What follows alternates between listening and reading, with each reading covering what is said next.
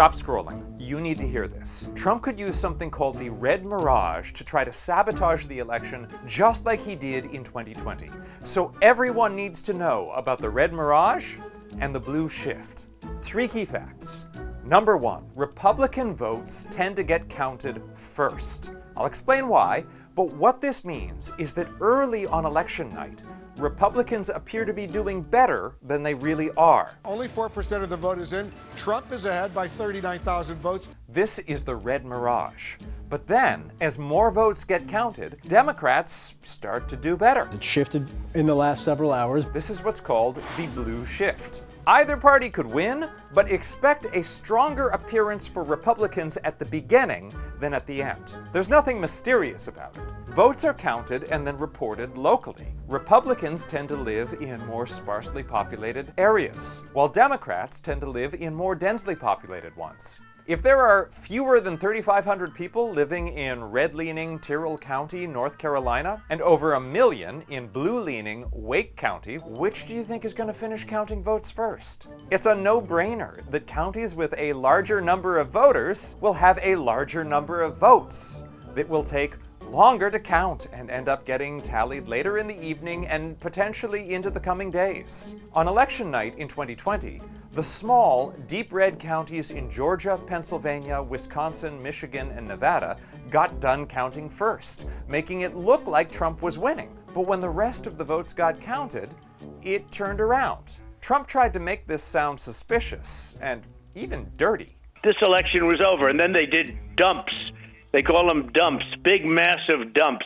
And all of a sudden, I went from winning by a lot to losing by a little. But there's nothing out of the ordinary about the Red Mirage or Blue Shift, as the former political director of Fox News has testified. In every election, and certainly a national election, you expect to see the Republican with a lead, but it's not really a lead. So this Red Mirage, that's really what you expected to happen on election night. Happens every time.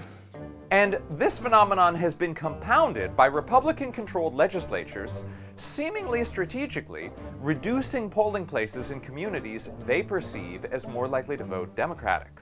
A study published ahead of the 2020 election found voters in predominantly black communities were 74% more likely to have to wait more than half an hour in line to vote. Guess what?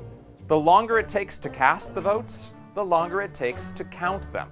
Number 2. Democrats are more likely to vote by mail. In Pennsylvania this year, there have been more than twice as many mail-in ballot requests from registered Democrats as Republicans. Mail-in ballots already take longer to count, but in many states, Republicans have imposed rules to make it take even longer. Pennsylvania and Wisconsin are among the states where no matter how early the mail-in ballots are received, they can't even be processed until Election Day itself. In Pennsylvania, 1.7 million people have requested mail-in ballots this year.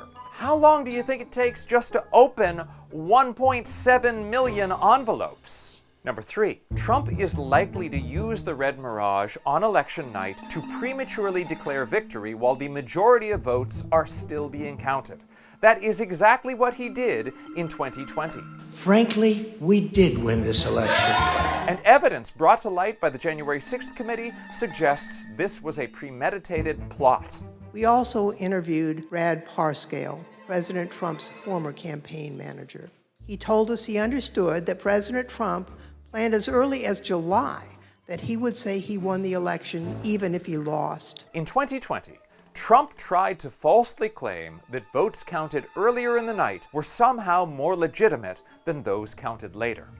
He claimed that because he understood that the votes counted first would disproportionately come from his supporters. The Red Mirage is called a mirage because if you don't understand it, it's easy to be confused by it. That's why it's important that people know about it before any of the votes are counted, so no one is surprised by it. So please, share this video.